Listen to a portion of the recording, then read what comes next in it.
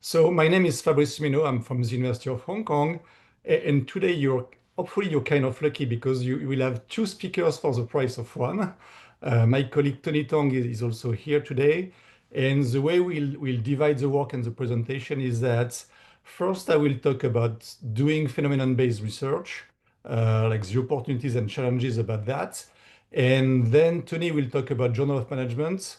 And the connection between the two presentations is that a few months ago, we published an editorial piece at Journal of Management. So myself, Tony, and Nick Idris, who unfortunately is not here today.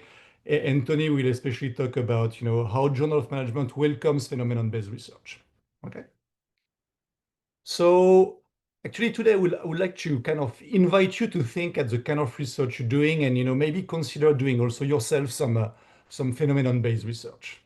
So the point I want to make actually today is that there are multiple ways, multiple paths for advancing knowledge. And I especially going to try to convince you that we can gain much by connecting more phenomenon-based research. And in our management community, we often rely, as you know, on theory-driven approaches. So what I mean by that is that in many papers, we typically use a deductive approach, starting from theory, and then we test hypotheses. Okay. However, there have been many calls, repeated calls, to focus more on phenomenon-based research.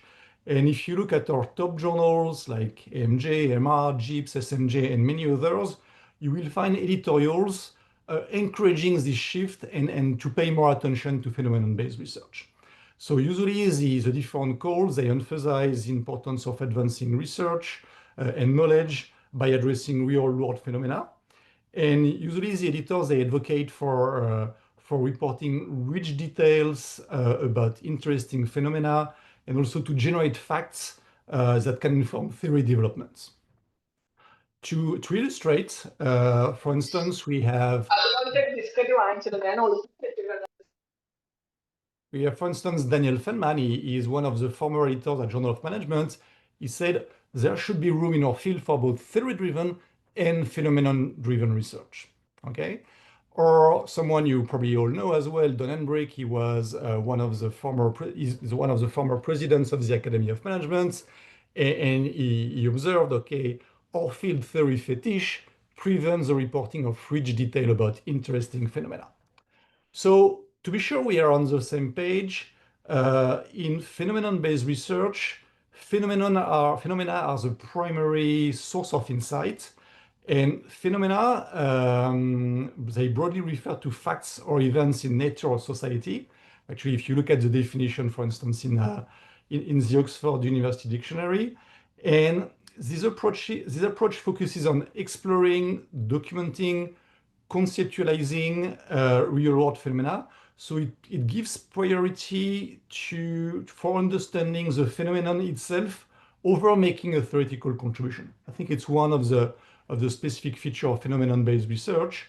So I think it's especially likely to generate insights that are relevant to organizational challenges and also inform practice. So unlike traditional approaches in research, where the goal is often to make a theoretical contribution, phenomenon research aims for a deeper and more nuanced understanding of the phenomenon itself. I think it's one of the specific aspects of phenomenon-based research. So, however, despite like the different calls I mentioned earlier, despite the growing interest in phenomenon-based research, in my opinion, there is still a lack of guidance on how to effectively pursue and leverage this kind of approach in research. While this type of research offers promising opportunities, and I will talk about it, it also presents some challenges, some limitations, and especially it requires clear definition of key constructs, careful considerations of boundary conditions, a focus on specific aspects of the phenomenon to develop meaningful contributions. And recently, as I mentioned earlier, as part of being an associate editor at Journal of Management, we had the opportunity to write an additional piece about phenomenon-based research, so with with Tony Kong, who is here today, and also Nick Idris. So I invite you to have a look at the paper if you like what I explained today, and I could also put the link in the chat after my presentation.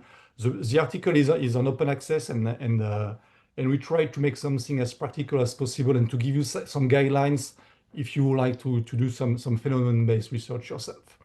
So today what I'm going to do is to explain a bit like the different aspects of what we discuss in the paper, the challenges, what you can do practically, if you want to start doing this kind of research, and also some possible limitations with phenomenon-based research.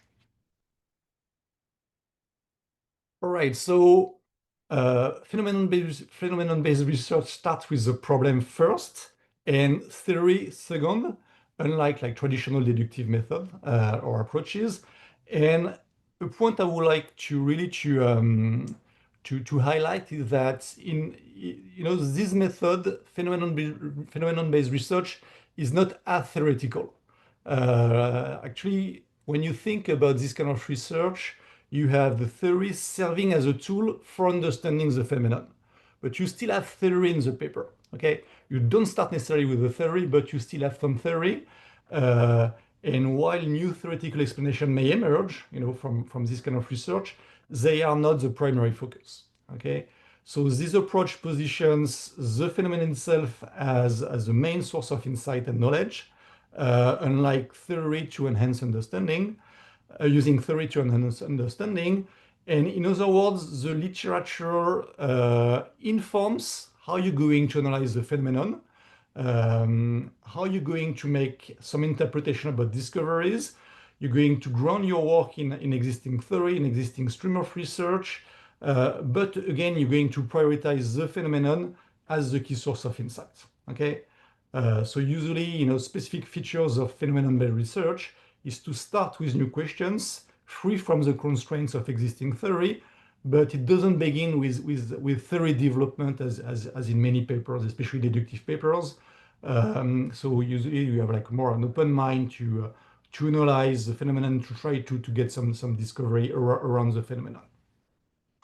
And we think that this approach is particularly likely to generate insights that are highly relevant because they are very close to the actual issues, actual practices, actual phenomena, of course, in organizations, especially because you're more likely to uncover nuanced, context-dependent mechanisms underlying the complex phenomena. Okay, so we also think that it tends to be particularly useful in specific situations.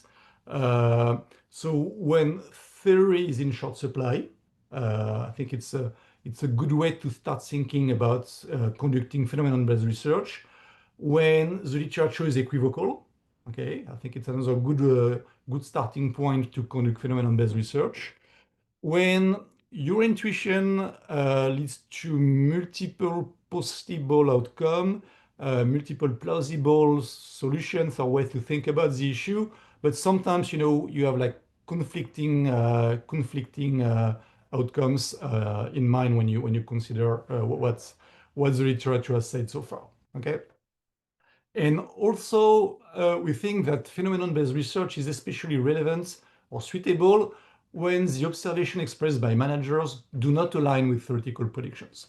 Okay, you may interview some managers, you can do some observations, you can start like some qualitative project, and you may notice that there is kind of a mismatch between what you observe and what you hear from managers and what the main theories are saying about the phenomenon. Okay, so in this case, we think that it's another good motivation, to start considering phenomenon-based research.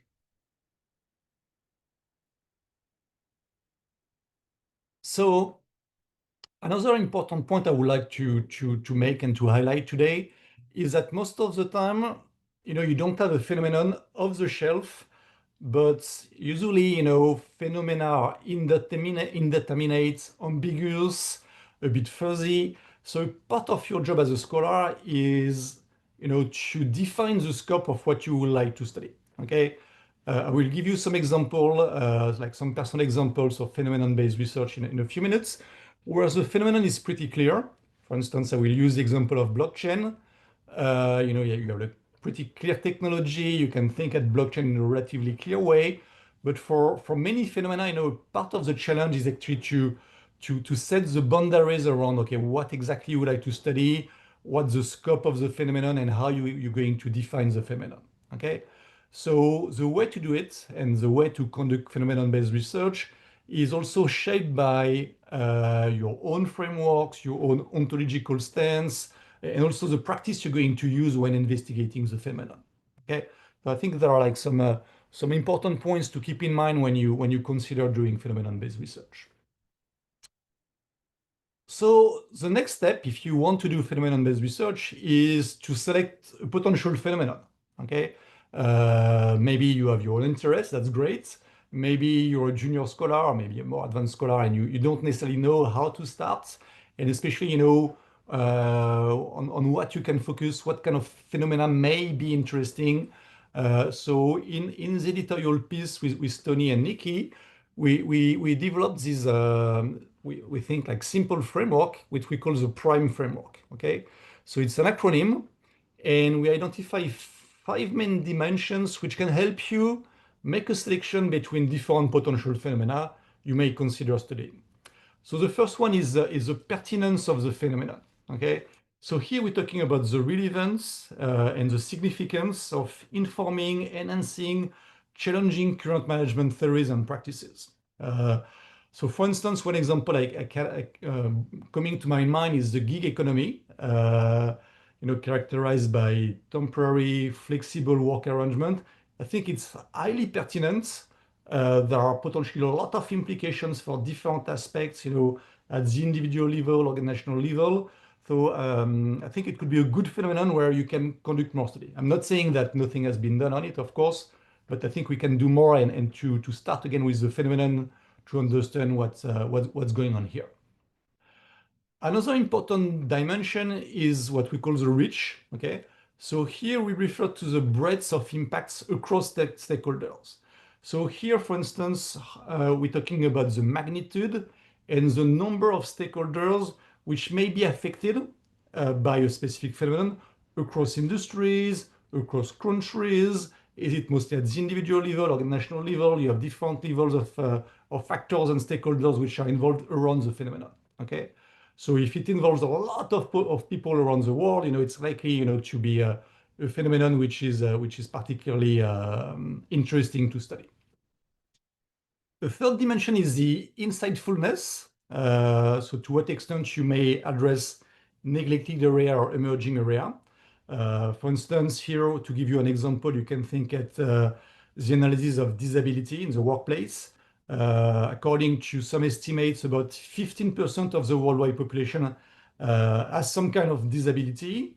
And when you think at the research we have done in management, again, of course, there are like some papers on disability, but I think we can do much more, to understand and to get insight about, how you develop incentives for people with a disability, how you study like workplace accessibility, disability disclosure, and many other issues. And again, starting from the phenomenon itself can be particularly fruitful here. Another dimension which we think is important is what we call magnification. So to what extent a specific phenomenon may reveal unique insights. So for instance, you may be interested in understanding uncertainty. So you may focus on extreme events where you have like very high level of uncertainty. And it may be a great way, to understand situations where you have like a high level of uncertainty between organizational actors, between organizations, and like high stake situations. And again, you're more likely to uncover insightful discoveries when starting with this kind of phenomena. And finally, what about risk? What about risk? I studied a lot unethical behavior. I will talk about some challenges in a few minutes, if you don't mind. But I agree that you also need to consider the risk associated with studying specific phenomena. Yeah, I fully agree. It's a good point. But here we're looking at, okay, you have like the world outside and how to start, how to start thinking about which phenomenon could be the most relevant for your research. So we identify those 5 dimensions. So the last one is expediency, so the timeliness, the urgency of the issue. Here, for instance, you can think at COVID-19. At some point, everybody was looking for some insights about, especially the organizational implications of this pandemic. So it was like a very expedient and timely topic to study, especially like, of course, a few years ago. Okay. All right, so the next step, once you have identified like a phenomenon which can be potentially interesting for your research, the next step is to frame how you're going to analyze the phenomenon. Okay, so as I mentioned earlier, it's very important, to not to be atheoretical. Let me repeat the fact that when you do phenomenon-based research, you still need some kind of theory, to uh, position yourself in a field, to speak to a specific audience. As you know, it's particularly important when you're going to write a paper, when you're going to present at a conference, when you're going to submit to journals. So theoretical grounding is important, to use existing theory as a lens to guide you about how you're going to analyze a phenomenon. Okay? Because the theory is going to provide, if you want, the conceptual scaffolding guiding you about how you're going to approach the phenomenon, in which way, through which angle, and it's going to work as a lens, or framework to explore, analyze, position your research as well. Okay. So here, let me illustrate with a specific personal example. For instance, a few years ago, and I'm still working on this issue, I've been interested on blockchain as a phenomenon. Okay, relatively recent phenomenon. I'm not saying it's new, but relatively recent phenomenon.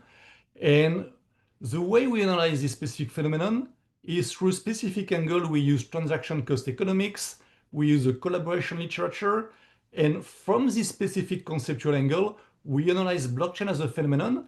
And one of the insights we try to develop is that you can think at blockchain as a specific way, to organize collaboration between actors, and especially a specific way to enforce agreements with key differences, especially, in key distinction from using contracts between individuals or between firms, or using trust and relational norms. There is a specific logic, specific mechanisms at play when you look at blockchain, and that's the way, that's the lens we use to analyze this phenomenon.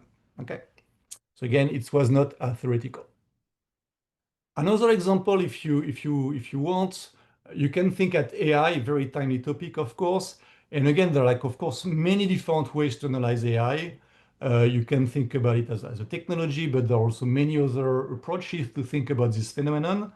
So for instance, you can use social cognitive theory to understand human-AI interaction. You can use organizational learning theory to study, for instance, how AI systems are integrated into organizations. You can also use innovation diffusion theory to explore, the adoption and the impact of AI. So when you think at this kind of phenomenon, potentially very broad phenomenon, again, it's very important, to make a choice about, okay, what's going to be your conceptual approach to frame the phenomenon, to analyze the phenomenon. Okay, you need some kind of boundaries. Otherwise, it's it's going to be very, very broad, and you will lose yourself in the phenomenon. So also, when we talk about framing, it's important to consider like the different stakeholders which are involved. Many times, most of the time, like especially for complex phenomena, you're going to have many different stakeholders who are involved. So potentially many different perspectives to consider. And here, what we suggest is to think about it, and maybe take it into consideration when you analyze the phenomenon. So here, let me again use another personal example. For instance, in a paper we published a few weeks ago with a colleague at JMS, we analyzed war as a phenomenon, and we tried to explain the many connection between war as a phenomenon and what we can do in management. Okay, especially we argue that there is a lot as management scholars we can bring to the table to analyze this very timely phenomenon. And one of the points we make is that when you think at this phenomenon, you have a whole ecosystem of actors. Okay, you have the states, the military, but also non-state military groups, private military contractors, the military industrial complex, NGOs, and so on and so forth. So many different possible angles to analyze the phenomenon. And just to give you an example, for instance, if you analyze wars from the viewpoints of private military contractors, like you probably heard about the Wagner Group used by Russia, to conduct warfare in different places, you will have a very specific angle to understand wars, compared with understanding wars from the viewpoint of the official military or from NGOs or from civilians or from transnational organizations, so on. Okay, so very important, we think, to be clear, at least for yourself, from which stakeholder viewpoint you're going to analyze the phenomenon. Okay. Also, to think about the level of analysis. Okay, are you going to be at a single level of analysis, multiple level of analysis, cross level analysis? So here, I think it's quite straightforward. Also, to think at the construal. So here, what we mean by that is when you look at the phenomenon, it can be construed in different ways, especially as a process or as an event. For instance, if you look at the implementation of an organizational change, you can think about it as a process, with a series of different steps, different stages, how it's going to unfold, and all the different decisions made by different organizational actors. Or alternatively, you can think about this phenomenon as an event with consequences, an event triggering specific reactions. And again, like depending on how you're going to construe this phenomenon, of course, your approach is likely to be very, very different. Okay, so I think it's another dimension to keep in mind when you try to frame how you're going to analyze a specific phenomenon. Okay, so here another, again, personal example, just because it's easier. A paper I published a few years ago in Earth Science. It's a qualitative project here, qualitative paper here, so an empirical paper. And here we look at governance mechanisms used by organizational actors in alliances, especially when they face a disruption. Okay, so there is a whole literature on governance mechanisms. There is also like some part of this literature looking at the processes behind mechanisms used in alliances. But here, what we study is especially the how and why when an alliance undergoes disruption. What's the impact? What's the influence? What's the role of different governance mechanisms, formal, informal, contractual, relational, and especially how they can change over time. Okay, so here we look at this phenomenon, disruption in alliances, and we look at the whole process and especially the role of governance mechanisms, how they operate, how they unfold over time between partners.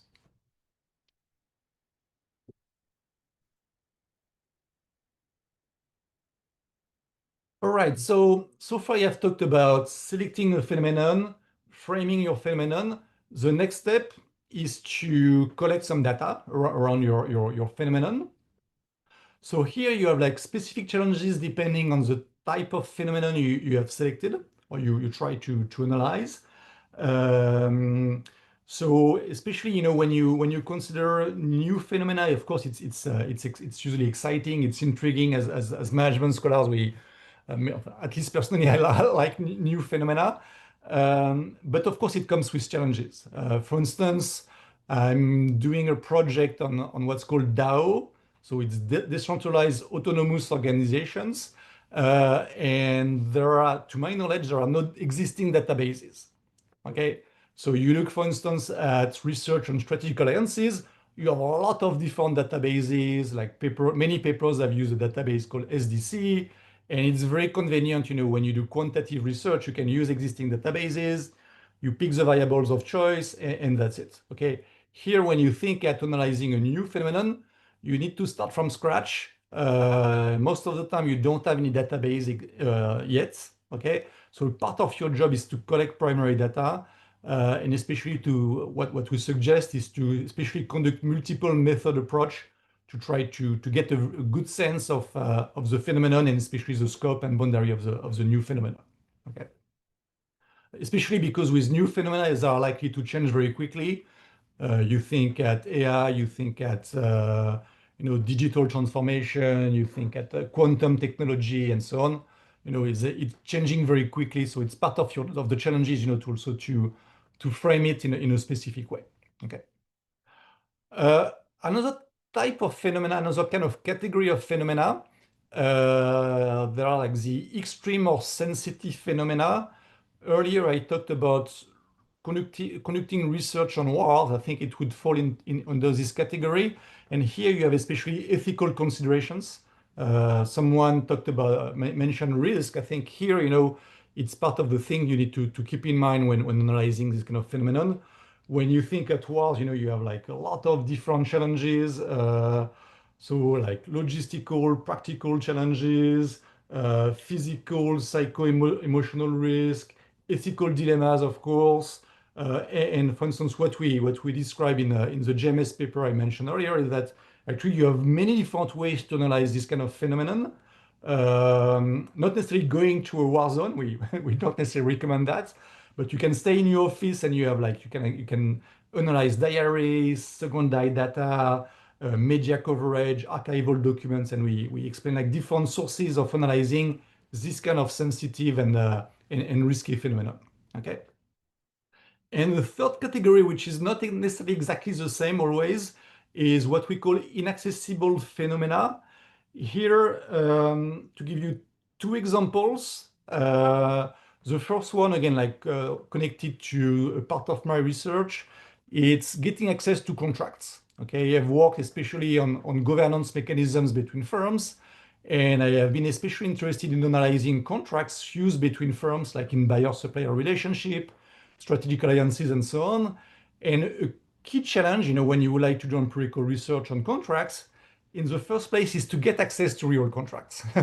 So now, especially in the last 3 years, some databases have been developed, but the key issue is to be able to convince firms to get access to real contracts. And most of the times they're telling you, oh, it's interesting, but it's confidential. So no, thank you. We don't want to share contracts with you. Okay. Another example, for instance, if you're working like more in on boards of directors, to my knowledge, there are still like not so many papers analyzing in detail how decisions are made, uh, like during meetings of boards of directors, and being able, to get access to these kind of meetings. I think it's part of the inaccessible phenomenon, or at least difficult to access phenomenon. So here you need to be creative, you need to develop trust and relationship with different potential participants to be able to get access to this kind of phenomena. Okay. So again, my point here, like when we look at the big picture, is that you have different types of phenomena with different challenges depending on their novelty, their sensitivities, their difficulty to be studied. All right. Also, another challenge when we talk about conducting phenomenon-based research is that you have different constraints, different research constraints, and in a way it may explain why certain phenomena, which we know are important. I was talking about disability, for instance, earlier. We still don't necessarily have a very good understanding in management of those phenomena, or wars, for instance, another example. And here we identify 5 specific challenges. So the first one, the sociocultural, the political aspect of analyzing a phenomenon. So, for instance, if you're interested in gender inequality in conservative societies, of course, it's going to be challenging, to analyze this kind of phenomenon. Or, sometimes you have societal taboos around specific issues, specific phenomena. Sometimes you may face political backlash. Sometimes you may face political interference, even censorship, as you as you know, in many parts of the world, it's part of the challenges, to do research in social sciences, and you cannot study anything, unfortunately. So you may have restricted academic freedom. So it's definitely part of analyzing some phenomena. It's part of the challenges of course, you need to be aware of when if you're interested in analyzing corruption or like workplace abuse and their organizational implications. Second type of constraints, the logistical constraints. I mentioned earlier, like analyzing wars. So if you want to do this kind of research, you need to secure permit, secure authorization, find accommodation in a war zone, coordinate with authorities. but also the same when you're interested in some extreme contexts like natural disasters.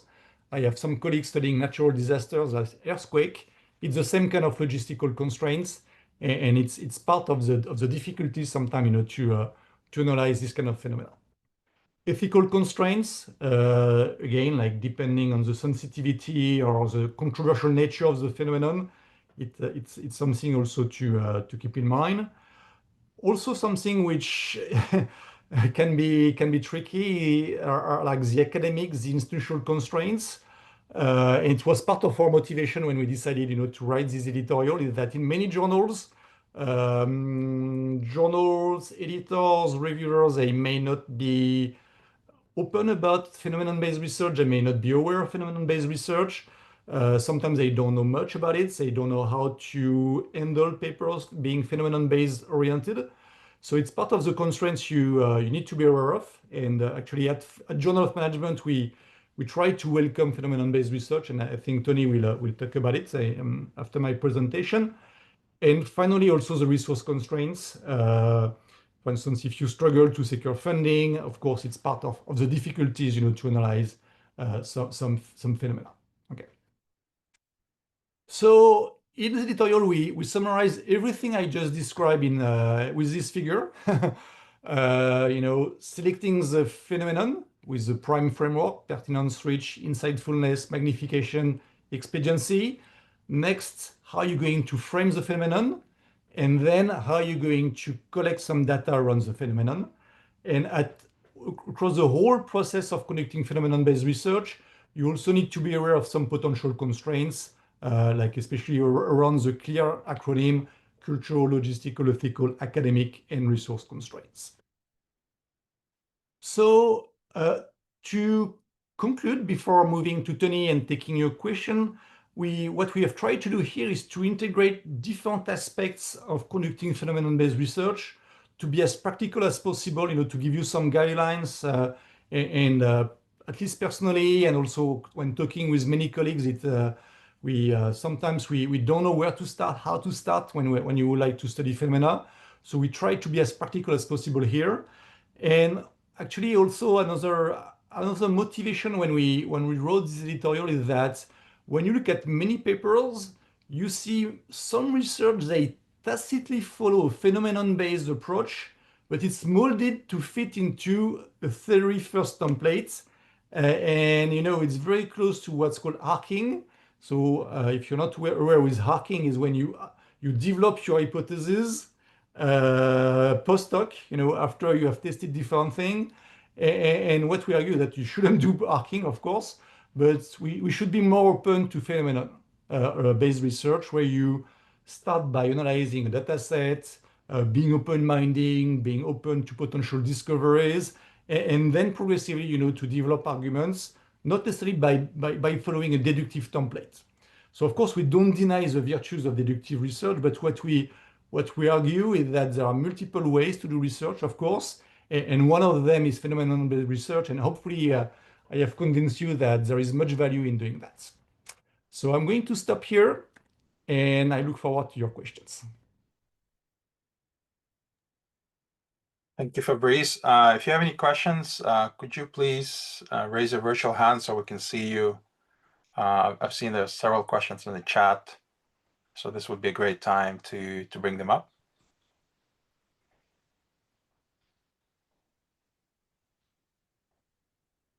I think I saw earlier there was a question from Javier and Banajit.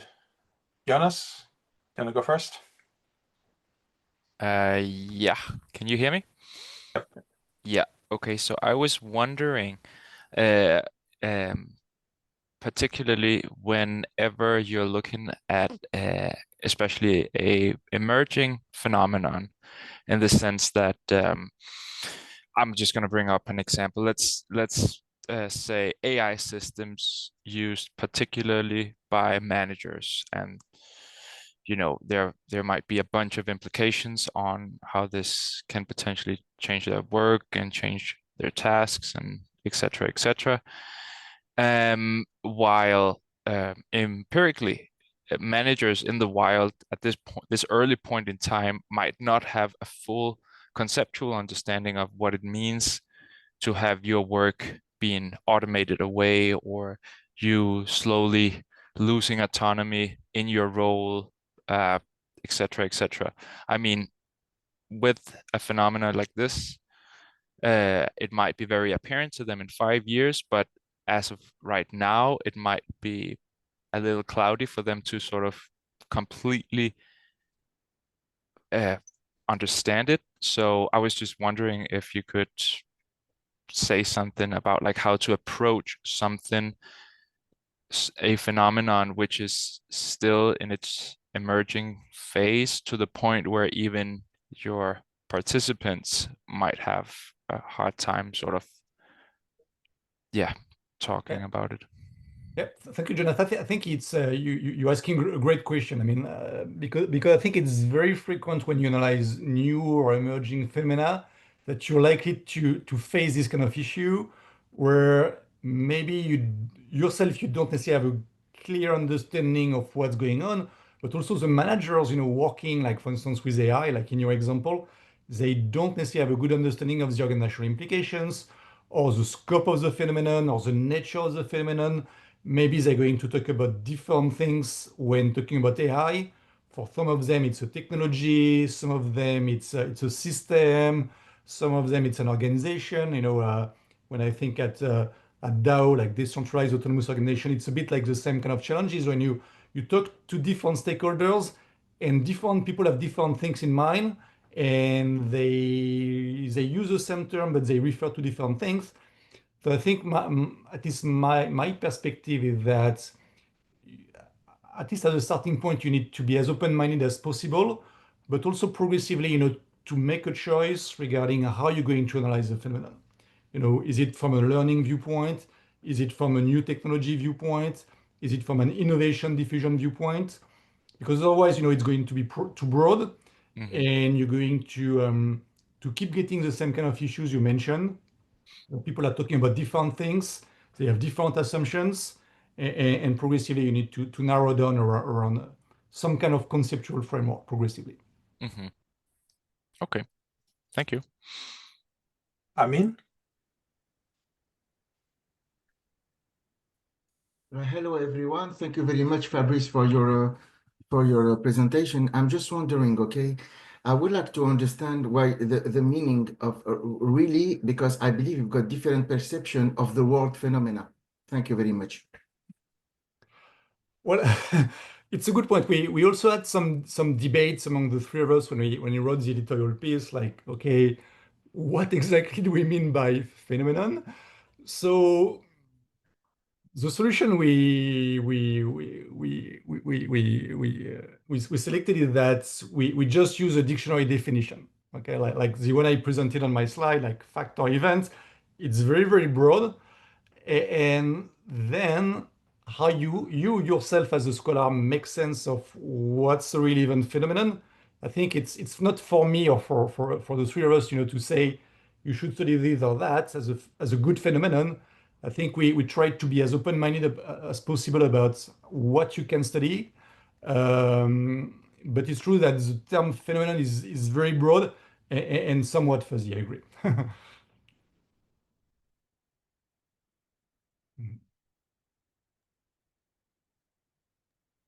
Susanna? Yeah, thank you. Thank you. I almost jumped into it. Yeah, so I was curious about how to make, I try to make sense of this. Thank you very much for the presentation. I try to make sense of how does this relate to grounded theory approach, for example? Is that perhaps a preferred methodology in a sense, because there you also start with open mind, right? And how does it then relate also to abductive approaches? For example, as in the Academy of Management Discoveries, the journal that tries to specialize in publishing this. Am I understanding it correctly? This is closely related, right? Or it's very different? It's a very good question. When you think at the epistemology of phenomenon-based research, so it's definitely not deductive in the sense that you don't start with theory. I think, and Tony, feel free to jump in if you have another viewpoint. I think there are many similarities with inductive research or sometimes abductive research, but not always and not necessarily like a complete overlap. Because my understanding is that usually in inductive or abductive research, your main output is to develop theory, and when you like to publish, like in most journals, when you follow inductive research, for instance, like the bottom line should be some kind of theoretical contribution. Here, what we argue, and a part of the policy at Journal of Management, is that potentially, you can have a paper where the key contribution is phenomenon-based. Okay, if the phenomenon is important enough, relevant enough, timely enough, and so on and so forth, it can make a contribution by itself, even if you don't make a theoretical contribution. So here again, I would like to highlight the distinction between using a theory to frame your research, to allow you, to conceptualize a phenomenon in a specific way, versus making a theoretical contribution. I think it's not necessarily the same. So Journal of Management is open to that. And I think at Org Science, they have also what's called like the perspective piece. For instance, the blockchain paper initially was submitted as what's called like the perspective piece. And I think it's the same logic where you may analyze a new or relevant phenomenon or understudied phenomenon, and by itself, it can make a contribution. Thank you. Adwoa? Hi, sorry I'm unable to turn on my video. It's just been a bit slow this morning. So I had wanted to ask about what you mentioned towards the end of your presentation. You spoke about having to write phenomenon-based research in like the standard article format. And I wanted to know if you have any tips on how to do that, because as much as we would like to stand our ground and kind of argue for the way that we do research, there's still kind of like the expectation of what your output should be. And with the current state of academia, it's not moving as quickly to accommodate some of these things. So do you have any tips or do you have any recommendations on how to navigate that? Because I also sometimes find it really difficult. My research is phenomenon driven. And sometimes when I have to write the paper at the end, it's like starting out with a theory. I'm like, I didn't think of this theory from the start. So how do I frame it this way? And like you said, it almost seems like you're being dishonest, but that's kind of the expectation. So do you have any ideas on how to navigate that situation? Thank you. Yeah, another very good question. Thanks. My personal take is first, I don't think all journals are necessarily open to phenomenon-based research. So it's one thing to consider when you do this kind of research, where you're going to submit. Again, like part of the recent effort at Journal of Management is to try to promote this kind of research. That being said, I don't have any specific template to suggest. The way I've done it personally is to be open about, okay, the kind of phenomenon I'm describing, trying to define the phenomenon itself, the scope of the phenomenon, especially to analyze and to explain the boundaries of the phenomenon vis-a-vis other related phenomenon.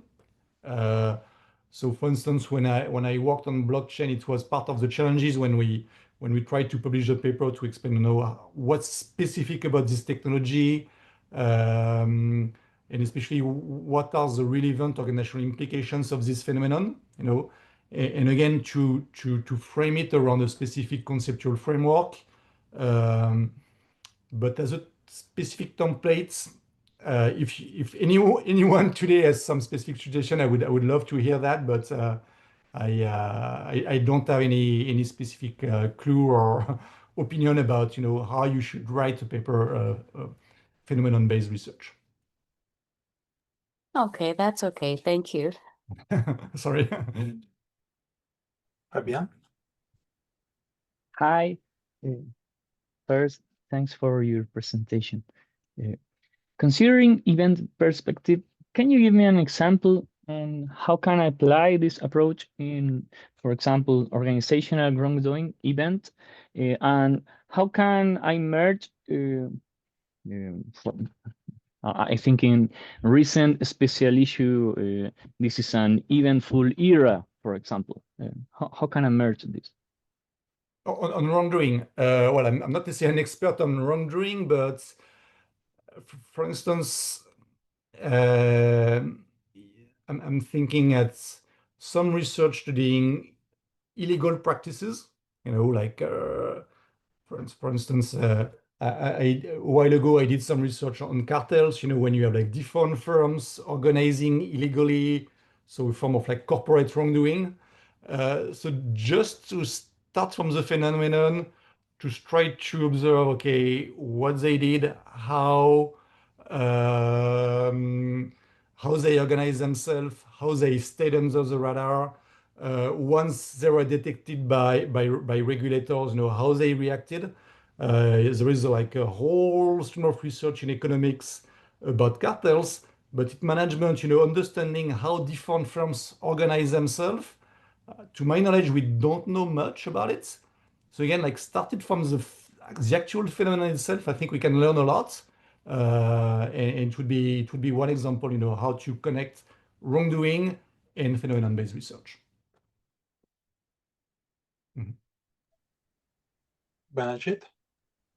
Hi, thank you for the presentation. So my question is regarding that data collection. So you mentioned that for a phenomena-based research, you can use multiple methods for collecting data. So can you give more examples how to collect data for phenomena-based research? Yes. Right. Okay. So I just briefly mentioned like if you want to do like analyze war as a phenomenon, from management viewpoints, of course you can do like an ethnography, but and some scholars have done that. Like I'm thinking at Marc Durand and Madeleine Rohr and so on. They have been to a war zone. They have done like qualitative research, interviews, observations. But for instance, what we suggest is that there are many different ways to analyze wars when staying in your office. You can do interviews with veterans or different people involved in NGOs, on Zoom, for instance. You can collect archival documents, sometimes like public archival documents. You can analyze diaries of people who have been involved in wars. There are like some emerging databases, like especially by the University of Uppsala in Sweden, about the different types of wars you have at a given point, the number of casualties, and so on. So a lot of information. So again, I think many colleagues, when I discuss these papers, they associate phenomenon-based research with qualitative research. Maybe, but it's not always the case. You can also, do quantitative research and being phenomenon-based research, phenomenon-based scholar, by analyzing patterns, trends, general observations you can see in a database. I think there is no contradiction between doing quantitative research and phenomenon-based research as well.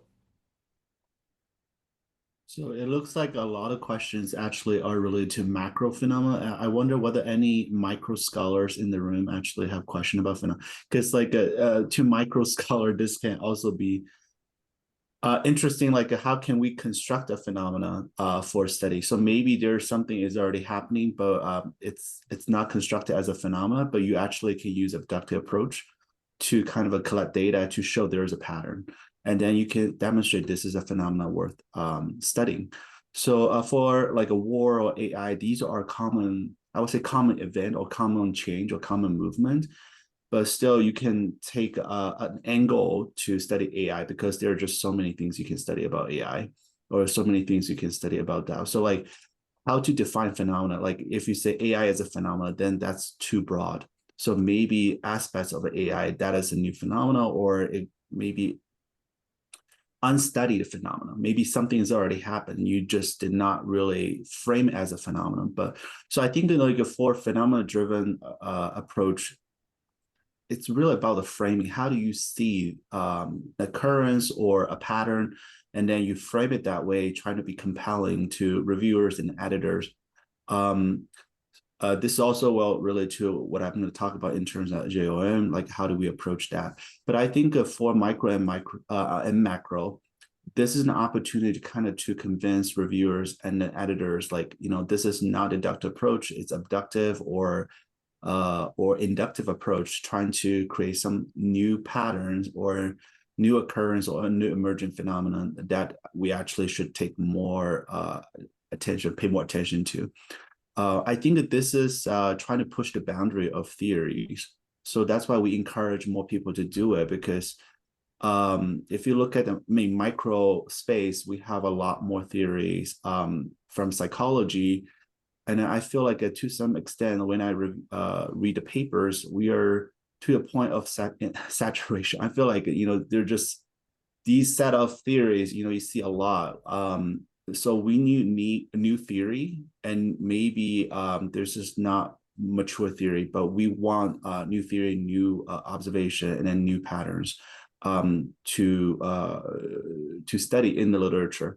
So I think, you know, when we think about writing this paper, I mean, we have a lot of disagreement among three of us, because Nikki is a qualitative person, I am an experimental micro OB person, and Fabrice is a macro person. So you can imagine like the three people have three paradigms, and then we think about this issue very differently. So then we have to reach consensus, like what do we mean by phenomena, like how do we study them?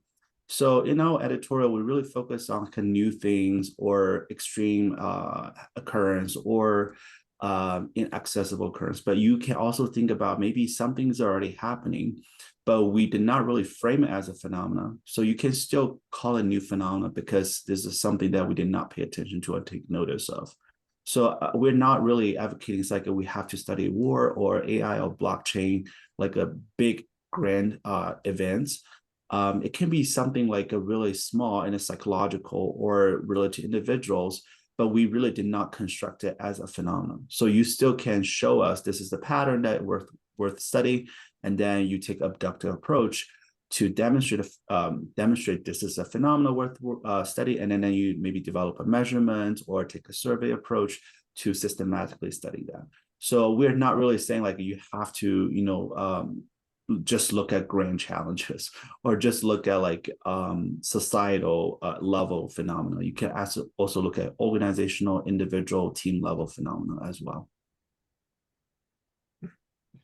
Thank you, Tony. Charmaine, I know you have your hand raised, but I saw earlier that Javier held his hand for a while, and then I think he accidentally dropped it. So I'm just going to invite Javier and then pass it on to you, Charmaine. Is that okay? Javier? Thank you so much, Ibrat, and congratulations, and thank you for all this initiative of this series. And salut, Fabrice. It's great hearing you and seeing you. A couple of questions, actually. I mean, I found it very interesting, the practical, the acronyms and the steps that you propose. I was wondering more about the beginning of the presentation. How different or to what extent does phenomenon-based research draw from engaged scholarship, from Andy Van de Ven's framework? And an ancillary question would be, to what extent do you think that theory does not contain a problem, or the other way around? Doesn't theory contain always a problem? Okay, let me start with the second question. I'm not sure to understand the second question. Can you reformulate your second question, Xavier, please? Sure.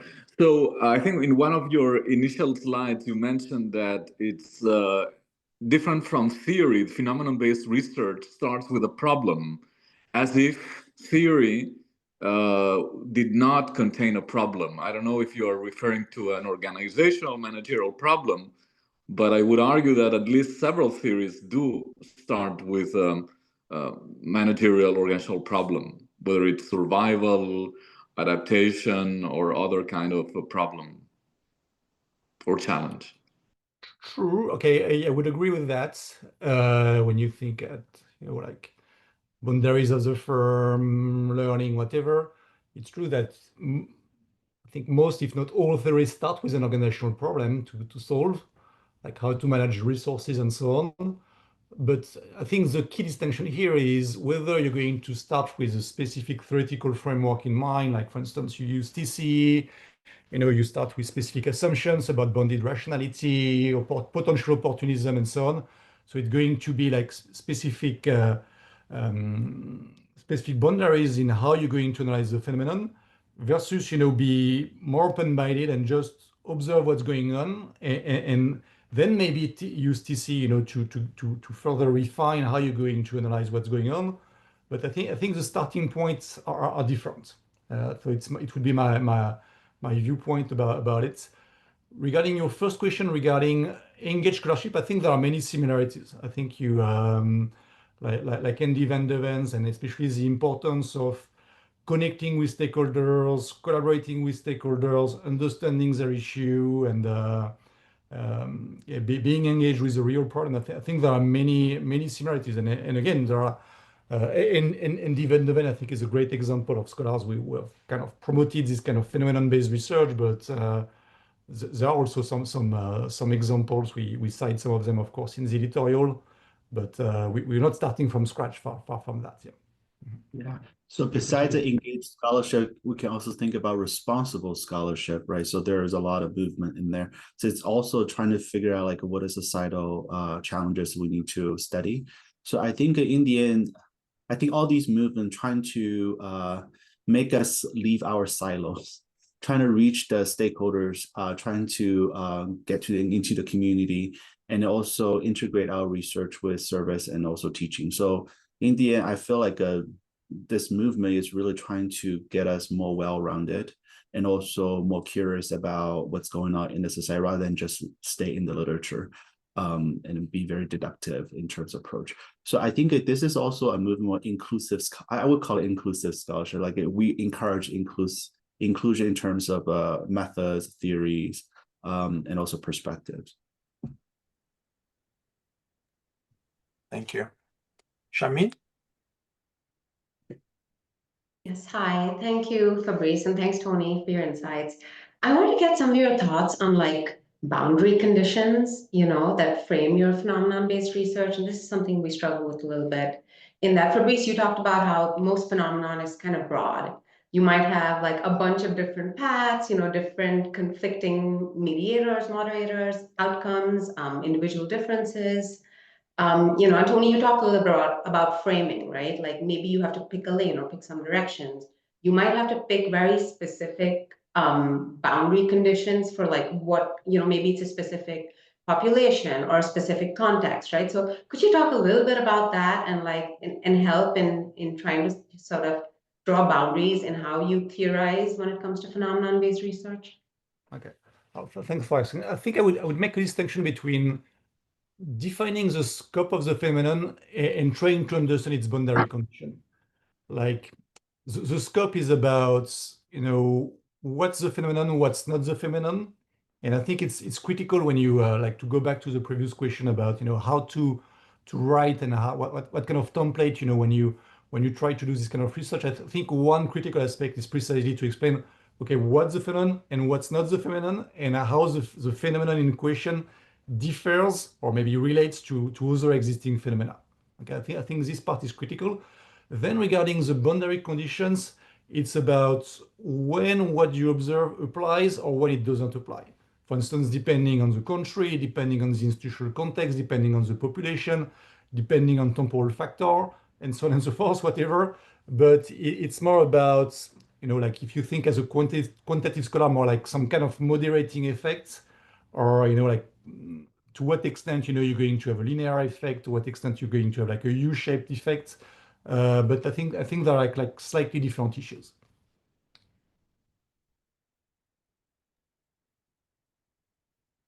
Sheila? Or did you have a follow-up question, Shamin? Oh, no, I was just going to say that's really helpful. Thank you. I can't turn on my camera because I've got a bandwidth issue, but my question is, can you suggest any empirical papers that have used phenomena-based research so that we can have a look at them? Empirical based. And from your discussion, it seems predominantly the methodology is qualitative because it's all could be mixed. I don't see the role of quantitative methods here because it seems inductive and abductive, as Tony mentioned. So if it's abductive, I would assume it has to use some qualitative angle also. So can you clarify or help me understand whether I'm right or wrong? Okay, so first, I mean, if you want some additional examples of papers, you can refer to our editorial piece. I think we cite different papers. So because it was easier, we we use one example published by each of us. And as Tony was saying, we are coming from very different backgrounds, micro, macro, quali, quanti, and so on. So I think the examples are quite diverse here. And for instance, Xavier earlier mentioned Andy van de Ven. I think he, of course, is a great scholar, and you can also refer to what he has done, as potential examples. And regarding your second question, I think yes, most of the time, scholars will conduct phenomenon-based research by conducting qualitative research, but not always. Again, I think there is also room for quantitative scholars to do more phenomenon-based research by just starting with some database, looking at correlations, looking at doing like some basic t-test, doing some simple plots and so on, and to look at the patterns, some trends you can observe in the data, and then you can try to make sense. Again, like progressively, you can mobilize some conceptual frameworks to analyze what's going on with your data sets, but you don't necessarily have to start from theory, even when you're a quantitative scholar. I think that there's another approach. Just Academy of Managed Discovery published a lot of papers about phenomena, so that can be a starting point. Like you don't need to do inductive work yourself. You can use other people's inductive work as a phenomena to start with your own research. So in that way, you basically can take a quantitative approach to study the phenomenon that's already established in the AMD article. So I think it's basically what we are saying, like you don't have to be qualitative researcher, and then you don't need to just do grounded theory building. You can use other people's inductive work as a starting point and do your quantitative approach, and then systematically study like why this phenomenon is puzzling. So one of the example I have is I studied in the JOM paper we published. I was curious about the stress implication for pay for performance, but it was inspired by an AMD article because they actually found there's a lot of mental health implication for pay for performance, and people take medication to address their stress associated with pay for performance. Then I started looking at the coping stress appraisal, and then using survey approach and experiment approach to study that. So basically, you don't need to have a mixed methods paper because it requires certain kind of skills and also understanding of methods. And oftentimes it can be really challenging in the review process because you have to find reviewers who understand and appreciate both type of methods. So if you feel like that's too risky for you, you can take other people's article as a starting point and then do your own work, like to better understand the phenomena demonstrated by other people. So, I mean, but you still have this goal, of understanding this phenomena, right? So that's still phenomena-driven research, because you are not really starting with a theory. You're starting with a phenomenon demonstrated in another article, and then you kind of build your theoretical framework to understand it.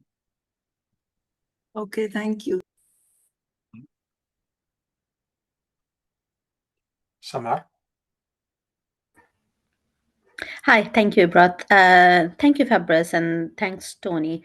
I've got a couple of questions, one for Tony, one for Fabrice. So I'm trying to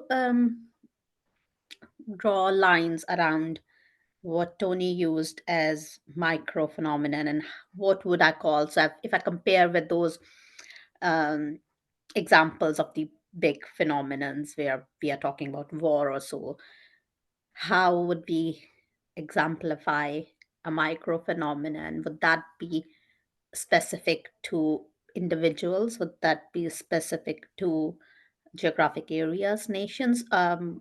probably I'm trying to align what units are there for micro. The second question I want to ask about if we are looking into a historical phenomenon and that linking that thought with what methods we can use, there would be a limitation for we can't do well, we may not be. So would that restrict our choice of methods for data collection in case of a historical phenomenon we are restudying? And the third question about contribution. For theoretical studies, we emphasize we are very obsessed with theoretical contribution. So what would we call as contribution out of the phenomenon-based research? Thank you. Can I jump in first, Fabrice? Sure, go ahead. To answer two questions. One is the micro. So one of the approach I think we can establish a micro level phenomena is like meta-analysis. So there are a lot of data, maybe like, for example, I'm interested in cultures. So maybe I will collect data from different cultures and see whether there's any cultural pattern. And that can be a phenomenon like, oh, maybe this happened only in collective society, but not in individual society. Then I establish this phenomenon, then I need to do more survey and do more experiments just to see like what is the dimension of culture that actually drive this phenomenon, or like why this exists in this culture. Maybe I also will do qualitative research, like interview people, like how do they think about this phenomenon. So I think one way to establish phenomenon is through like a summation of the previous research. Maybe people never thought about culture as an angle, or maybe people never thought about age group as an angle. So that's one way to show there's a pattern.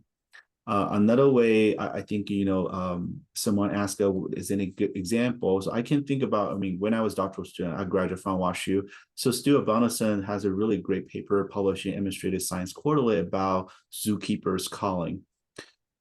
St. Louis has a great zoo. It's free. So I think like it's also close to the university. It's beautiful too. So I think like maybe he was curious about like what's happening in the zoo.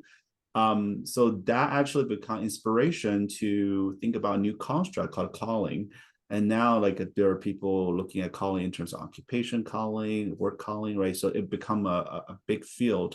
But at that time, it would just kind of explore like why zookeepers, they're highly educated and they're willing to do a low pay job to take care of animals. So out of curiosity, then he started interviewing zookeepers and then figured out, oh, there is a thing called calling, and then create this construct, develop a measure, and then do a survey to systematically understand the implication of calling. So I think, there are multiple approaches. I think, for JOM at least, so we are agnostic about like, what is your method? This is related to the second point I want to make about management scholarship. I saw in the comments, we are so obsessed with theories in management field. But like, if you look at other disciplines, they actually are more open-minded, maybe. So at this point, we need to just kind of reduce our obsession with theories. To me, management scholarship is really about understanding phenomena. Really, theory is a frame for us to understand phenomena, study phenomena, but like the ultimate goal is trying to understand what's going on in the world, in the business world. So it's really about phenomena driven. So to me, our field should be phenomena driven. Theory is a tool for us to understand phenomena with a kind of a frame of mind. Same for like a method. So that's why we use a lot of develop a lot of methods, develop a lot of theories, because we need to have tools to understand these phenomena. But the ultimate goal is understanding phenomena. Absolutely. Just to follow up on Tony, I think you have like different potential output when you do phenomenon-based research. You can develop a new construct. It could be one example, like Tony's example, but it could also be to change a discussion in a field, to open a new discussion in a field, just to highlight like some implications of a phenomenon which have not been highlighted so far. And you don't necessarily need a theory ex ante, to do that. If you explain some, detrimental consequences of using AI, despite many potential benefits, I think by itself, understanding and unveiling some aspect of this phenomenon has some value for managers, for students, for different stakeholders in the business school. And by itself, I think there is it's part of our job, as social scientists to do that. That's interesting. Thank you so much. A little follow-up. I've struggled so far, to be honest, for publishing. So my research is about knowledge management. I did use terminology as well as the idea of phenomena in there, but my supervisory team and in the business school environment, it was being taught to look through the theoretical lens and use some theories to justify that. So with that push, I had triangulation of theories in that. That was one thing. But on the other hand, knowledge management as well as think tanks, and coming from a developing world, Pakistani think tanks, that was the case studies I've presented. That was not something attractive for the posh journals, for 3-star, 4-star journals, and everything was coming in a low rated journals.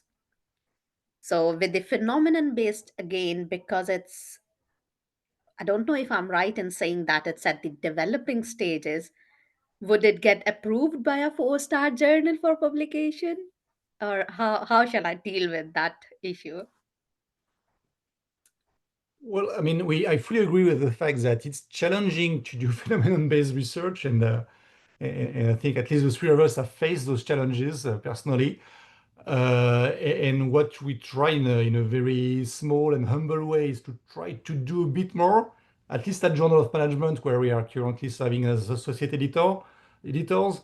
But I think there are other journals. I was using the example of Organization Science earlier.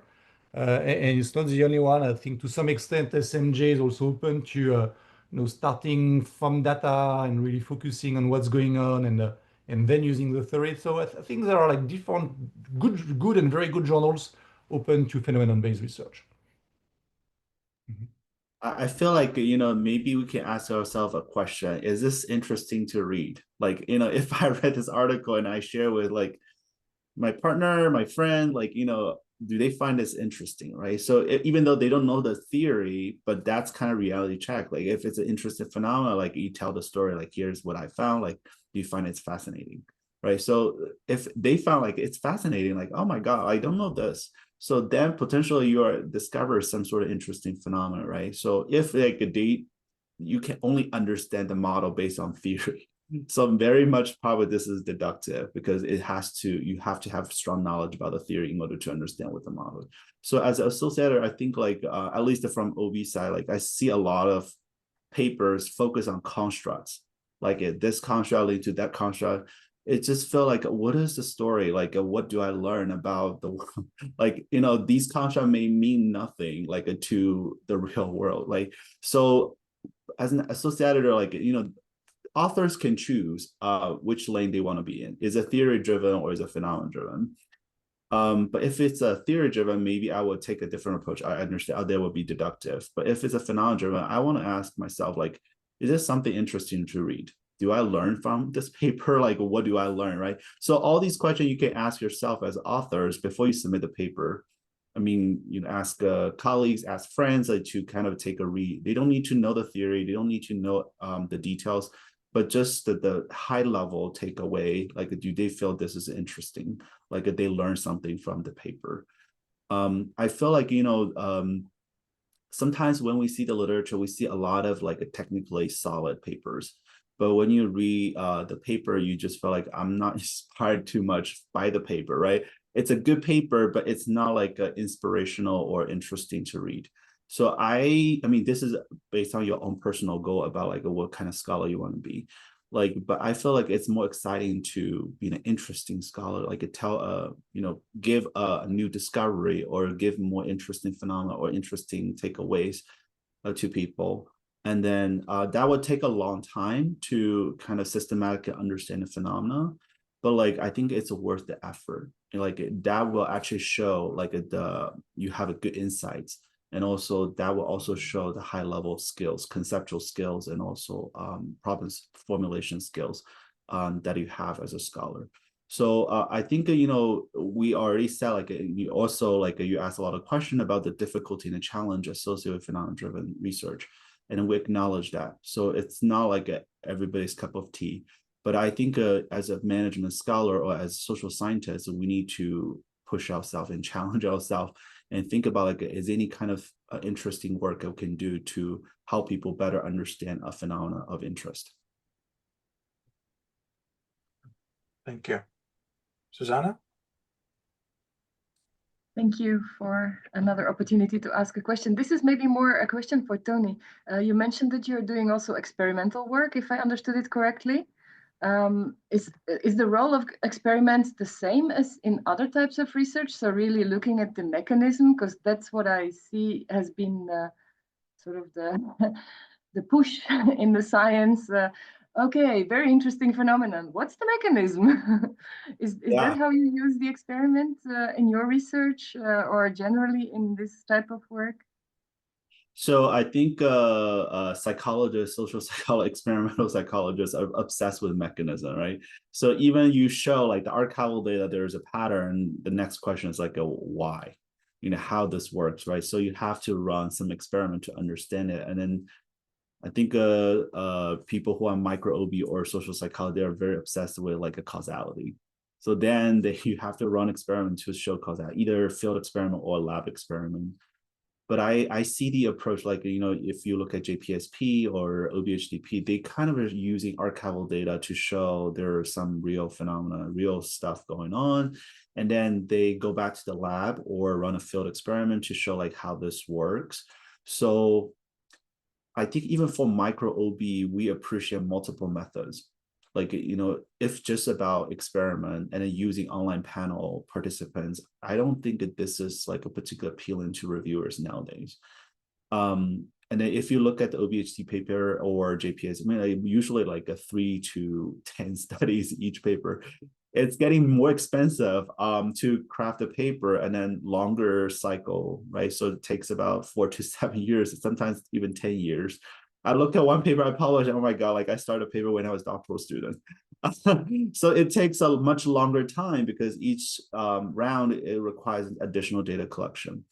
But for me, like, how do you know this is a good phenomenon-driven research paper?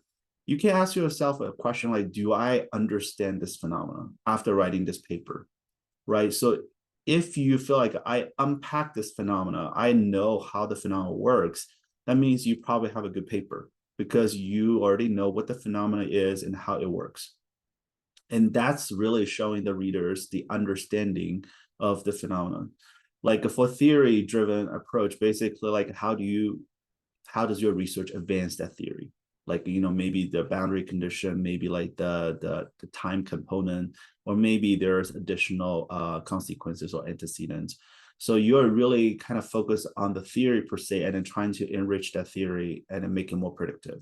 But for phenomena, I think and nobody will have perfect paper on a phenomena, but at least, after reading this paper, do I feel I better understand the phenomena, like what it is and how it works and when it works, probably. So, and then also a good phenomena paper, I think, is generative. Like, people read the paper, they kind of have their own idea how this relate to my work. And then maybe I can extend this paper somehow, or maybe I can challenge the view.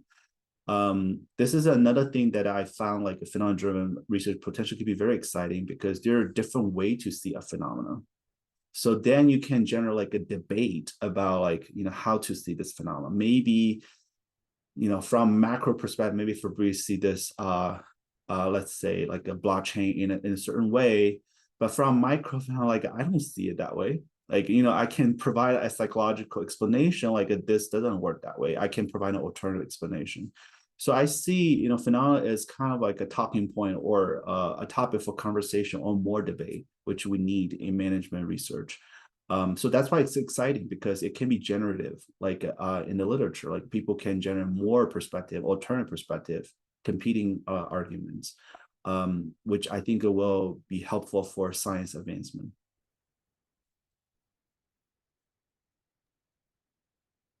Okay, unless there are any more questions about the topic of phenomenon-based research, Tony, do you still want to do your presentation about JOM? Sure. Let me just take a quick approach to talk about our journal. One sec, let me see here. So many of you probably already familiar with journal management. I just want to have some highlights about our journal. So our journal is a Big 10 journal, so we are pretty inclusive. We have a big team, 2 senior editor, in addition to Cindy Dever, the chief editor, and also have 19 associate editors and 4 consulting editors. So it's a big team. We have Big 10 journal, so we cover every topics in Academy of Management. So macro, micro, meso, and OT. We also have very famous review issues in January and in July, and then they are highly competitive. So we got a lot of proposals, and then we reviewed them very carefully to choose a very novel and promising proposals, and then work with the authors to publish their review papers. But it's not guaranteed acceptance. We still will reject paper along the way if the authors are not deliver their promise or not doing a good job at writing the review paper. Our vision is inclusive, interesting, and impactful. So in terms of inclusive, our editorial board is highly globally represented, and we want to be that way as well. We welcome qualitative and quantitative paper, and also we care about theory, review, and also empirical papers. In terms of interestingness, one thing about JOM I really like is we allow authors to keep their voice. And then sometimes when you submit your work to other journals, and after multiple rounds of revision, I just feel like I don't recognize this paper because like it just got so much revisions, and then I kind of lost my voice in that review process. So in JOM, we really want authors to have their voice. We will work with you to refine your voice and then make sure it is authentic to you. Impactful. So this is pretty much the standard for all top journals. We want to publish impactful work, which is not only about have impact on the field, but also impact on society, ideally. So that's why we are encouraging phenomena-driven research. We are highly impactful in terms of impact factor, highly ranked in all categories. And then a lot of business schools are considered JOM as top journals now. I think that this trend is getting better and better, and I heard more and more business schools actually consider JOM as top journal for their journal list. A good question is that what constitutes a contribution at JOM? So it can be depending on what path you are taking for submission, but ultimately we want the authors to make an impact, intended impact in their lane. So there are multiple lanes.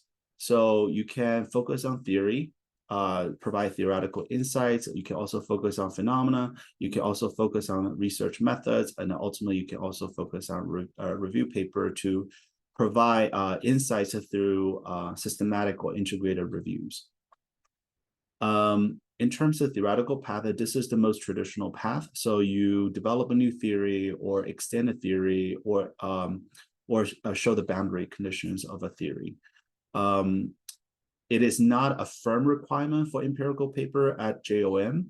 So even though you don't have very strong theoretical contribution, but we find this is highly interesting and relevant to the business world, the paper still can be published. In terms of phenomena-driven path, one thing that our senior editors and then Cindy emphasize is, phenomena-driven papers still have to be grounded in theory. It cannot be atheoretical. It cannot be just exploratory. It needs to have something to say about the theory. Once you understand the phenomena, what is the implication for theory? You can apply established theory from management or social science or even natural science. You can also leverage novel research methods to understand the phenomena in a different way. You can also leverage novel context to understand the phenomena. So maybe AI will work in a very different way in different industries. So maybe that's the angle you want to take to understand the phenomena. In terms of research method, we are very open-minded about any kind of methods. The point we're trying to make is I think methods are important to research rigor. So that's why we want to encourage methodologists to submit their work and then help us advance research methods. Finally, the review paper path. I think most of people probably know our review issue. It's very famous in the management area. So one thing about the review issue is we don't publish meta-analysis anymore in the review issue. Meta-analysis will be submitted as a regular paper. And then we receive and then we accept review issue proposals between June 1st and June 30th. June 30. There is a new movement in our journal because we want to be inclusive in terms of scholarship. So we also encourage authors to submit qualitative research. So we have an awesome team, all qualitative scholars, including Fabrice on the team, kind of review proposals and also accept the paper and then work with authors. Based on what I've heard so far from my colleagues, the process is very constructive. They really love it. So this is another outlet for your qualitative work. I mean, besides AMD and other journals that welcome qualitative and grounded theory building. We also encourage more theory work. So I also heard really good things about the review process from a colleague. She submitted the paper to JON, a theory paper, and then got really positive experience. So Sherry and Mike are awesome person to work with, and then they really give novel insights and then help the authors to improve their paper. So basically we have 4 paths in addition to qualitative research and also theory paper. So you can show your paper have theoretical insights. You can also show your paper is driven by phenomena. You can also contribute to methods of research and also finally qualitative reviews. Thank you so much for your attention today. I hope that this session is helpful to you all.